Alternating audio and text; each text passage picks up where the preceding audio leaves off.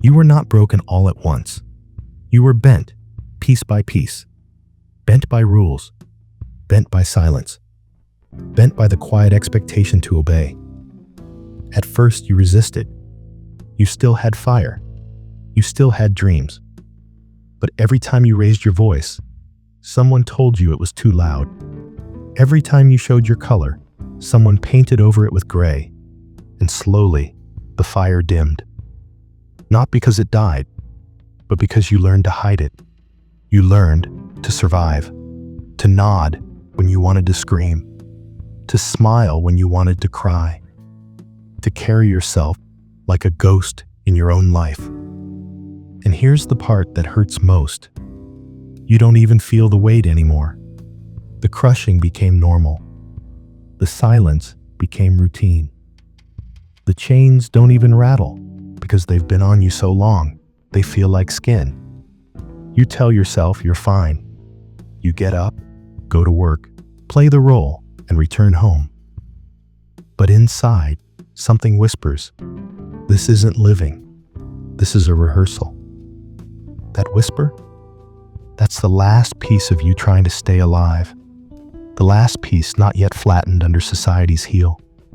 It isn't a dramatic collapse. It isn't a storm. It's a quiet numbness, a slow erosion. And one day, you wake up and realize the tragedy isn't that you feel crushed. The tragedy is that you don't feel it at all. Carl Jung once warned, the most damaging thing to the soul is to live a life dictated by others until the self no longer speaks. That is where we begin. Think back. It didn't begin in the office. It didn't begin with your boss. It began when you were a child. In school, you raised your hand too eagerly, and they told you, wait your turn. You spoke too passionately, and they whispered, be quiet. You colored outside the lines, and they marked it wrong, even when it was beautiful. You learned fast. That silence earns approval. That obedience keeps you safe. Every gold star, every pat on the back, was not a celebration of your uniqueness. It was a reward for your conformity. At home, the lessons continued. Maybe you were told, don't talk back. Maybe you were taught, respect means agreement.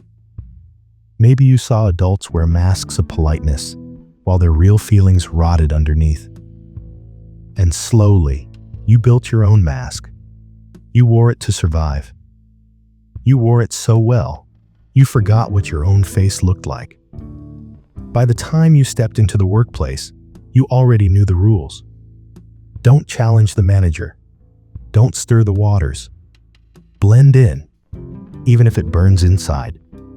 So you learned to bow, not just your head, but your spirit. Carl Jung saw this clearly. Society does not simply educate us. It domesticates us. It trims the wild edges. It teaches us to walk in straight lines, even when our soul is curved. And the more you obeyed, the more you lost track of the quiet rebellion within you.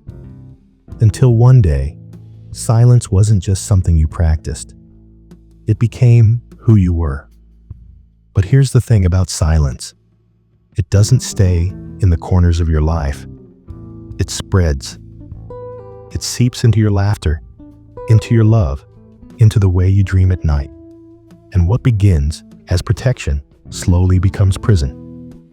And once that prison feels familiar, you stop noticing the bars. You call it peace. You call it balance. But really, it's numbness. Numbness feels safe, doesn't it? It shields you from rejection, from conflict, from the sting of being laughed at or dismissed. But that safety comes with a price you didn't agree to pay. Because numbness doesn't choose its targets. It doesn't only protect you from pain, it also protects you from joy. You stop feeling the sharp edge of insult, but you also stop feeling the warmth of praise.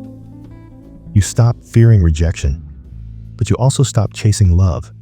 You stop drowning in sadness, but you also stop swimming in passion. And so, your life flattens. Days blur into weeks. Weeks blur into years. Nothing is unbearable, but nothing is unforgettable either. This is the quiet tragedy.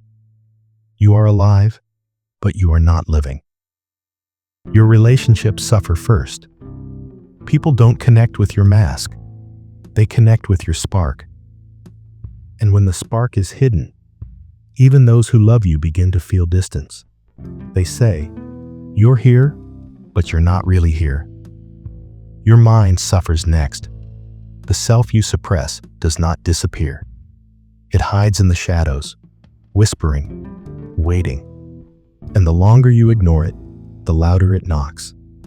Sometimes as anxiety, sometimes as emptiness, sometimes as dreams that haunt you at night. Carl Jung warned, the soul's greatest danger is to be unlived.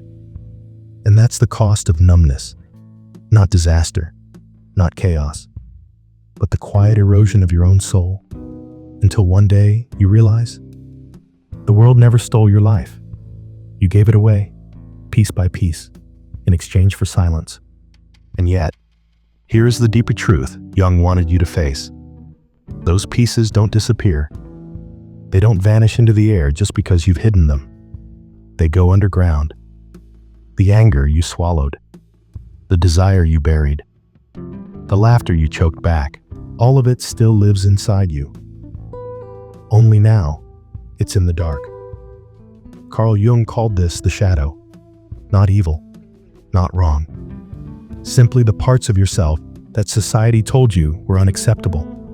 The wildness, the defiance, the sensitivity, the hunger. Everything that was crushed on the outside now grows roots inside. And here's the danger. The shadow does not stay quiet forever. If you do not face it, it finds its own ways to speak. It shows up as sudden rage that surprises even you. It shows up as bitterness you can't explain. It shows up in the dreams that wake you at night, sweating, heart pounding, as if something inside is begging to be seen. And still, you tell yourself, it's nothing. I'm fine. But Jung's warning was clear. The more you repress, the more you are ruled by what you refuse to see. Because what you repress controls you. Think of it like this. You press a ball underwater. You hold it down with all your strength. But the deeper you push it, the stronger it rises back when you lose your grip. That's your shadow. Every laugh denied, every tear silenced, every truth swallowed. The pressure builds until it bursts in ways you can't predict. And this is why numbness is not safety. Numbness is a trap. Because while you tell yourself you've moved on, your shadow grows stronger, waiting for the day it forces its way into your life. But Jung did not give this warning to scare you. He gave it to awaken you. Because the shadow, as frightening as it sounds, is not your enemy. It is your raw self, the part of you that still remembers freedom. It is your pain, but also your potential. Jung believed that true growth, what he called individuation, comes not from destroying the shadow, but from turning toward it. Looking at the anger, the grief, the desire, the wildness, and saying, "You are mine. You belong." And here lies the turning point. Society may have crushed you. Silence may have become your mask. Numbness may have become your normal. But deep inside, your shadow still waits, not to harm you, but to return you to yourself. The question is, will you face it, or keep pretending you don't hear its knock? To face it, you first need to see it. Not in theory, not in books, but in the everyday habits that run your life. So let's hold up the mirror. Let's see where society's weight still presses on your chest. Here's one sign. People-pleasing. You smile when you don't mean it. You say yes when every bone in your body aches to say no. You bend until your spine forgets what it feels like to stand tall. And in those moments, you feel safe but afterward, you feel invisible. Here's another. Fear of honesty. You swallow the truth, not because you don't know it, but because you're terrified of what it might cost. You've learned that honesty makes people uncomfortable, and so you edit yourself until you're nothing but a half version of who you really are. And then there's the most subtle sign of all, emotional flatness. The world could bring you good news, bad news, no news, and inside, you barely move. You tell yourself it's calmness, but deep down, you know it's emptiness. It's like watching your own life through glass, always close, never touched. Do any of these sound familiar? That's not weakness. That's the fingerprint of a system that taught you survival over truth. And here's the aha moment. Every time you notice one of these signs, it's not just proof of where you've been crushed. It's also proof that you're waking up. Because numbness can't recognize itself. Only the one who is stirring, only the one who is beginning to see, can say, wait. This isn't me, Jung would tell you. The shadow speaks in symptoms, not just in nightmares, but in patterns. The exhaustion you can't shake, the smile that feels glued on, the love that feels distant even when it's right beside you. These are not random. They are signals. Signals that the suppressed self is asking for air. And the more you notice them, the more you begin to peel back the mask. You start to see the gap between the life you're living and the life that's waiting. It's not about blame, not about shame. It's about recognition. Because you cannot reclaim what you refuse to admit you've lost. So pause here. Look at the places where you say yes, but mean no. Look at the places where silence is safer than honesty. Look at the places where your heart beats, but you barely feel alive. Those are not small details. Those are the doorways. And once you see them, you can't unsee them. This is how the shadow calls you home. Not by punishing you, but by pointing to every corner where you've dimmed your own light. The signs are already here. The only question now is, will you finally pay attention? If your answer is yes, then here is where the path begins. Not with a revolution, not with burning everything down, but with something smaller, quieter, closer. Step 1. Notice when you feel numb. Noticing is an act of rebellion because numbness thrives in the dark. The moment you name it, it begins to lose its grip. So when you catch yourself smiling without feeling, agreeing without meaning, drifting without living, pause. Whisper to yourself, I see it. That's the first breath of freedom. Step 2. Reconnect with forgotten desires. Think back. Before the silence, before the obedience, before the crushing weight of expectation. What did you love? What made your eyes light up, even if no one approved? It doesn't have to be grand. Maybe it was painting. Maybe it was walking in the rain.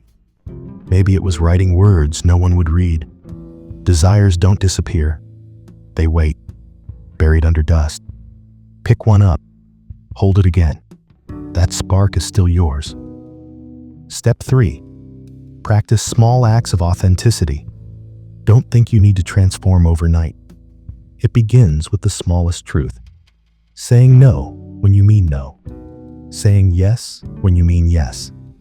Allowing your real laughter to escape, even if it sounds too loud for the room. Each act is like loosening a chain around your chest. One by one, the air comes back. And here's the gift. Every small act builds courage. Courage is not the absence of fear. It's the decision that fear will not rule you. So when your voice shakes, when your heart races, when you think, I can't, that's the exact place where growth is happening. Carl Jung believed that wholeness isn't perfection.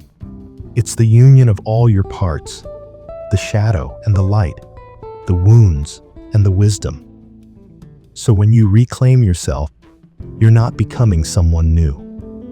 You're remembering who you already were before society taught you to shrink. And this is the truth you must hold. Society may have crushed you, but your spark is not gone. It flickers, it hides, it waits, but it cannot be destroyed. The fact that you are here, listening, searching, that is proof enough. Proof that the ember is alive. Proof that the story is not over. So start where you are, with noticing, with remembering, with one small act of truth today, and then another tomorrow, and another after that. Because freedom doesn't arrive as thunder. It arrives as a steady flame, one you feed with every honest breath you take. You don't need to wait for permission. You don't need to be fully ready. The way back to yourself begins now. And here's the truth you may not have heard before. Numbness is not your ending. It's your beginning. It is the alarm bell of the soul, ringing not to condemn you, but to wake you. Every moment you feel nothing is not proof you are broken. It is proof that something inside is asking to be felt again. Carl Jung warned us that the unlived life is the greatest danger, but he also gave us the path forward. Courage. Not the courage to fight the whole world at once, not the courage to never fall again, but the courage to take the smallest step back toward yourself, even if your knees shake, even if your voice trembles. You see, society crushed you. It taught you silence. It taught you to fit in at the cost of your own skin. But you are still here. And being here means possibility. Being here means the flame hasn't gone out, no matter how small it feels. Think of it this way. A seed buried in concrete does not stop being a seed. It waits. And the smallest crack is enough for it to rise. Your spirit works the same way. So let numbness be your crack in the concrete. Not a grave, but a doorway. Not the end, but the invitation to begin again. And yes, it will be slow. Yes, it will be uneven. Some days you will feel alive. Other days, the numbness will return. But each time you choose honesty over silence, each time you choose desire over obedience, each time you choose to feel, you break another chain. And that is how freedom looks in real life. Not sudden thunder, but steady rain that softens the soil until growth becomes possible. This is your call, not to wait for someone else to save you, not to believe that time will heal what you refuse to face, but to rise quietly, steadily, stubbornly. And when you do, you'll notice something. The world didn't change. You did. The silence no longer owns you. The numbness no longer defines you. Because you finally heard what it was trying to say all along. You are alive. You are here. And you still have more to live. So take the step. Light the flame. Answer the knock. Not tomorrow. Not when you feel ready. But now. Because numbness is not death. It is the deepest reminder that you still long to feel alive. And that longing is proof you already are.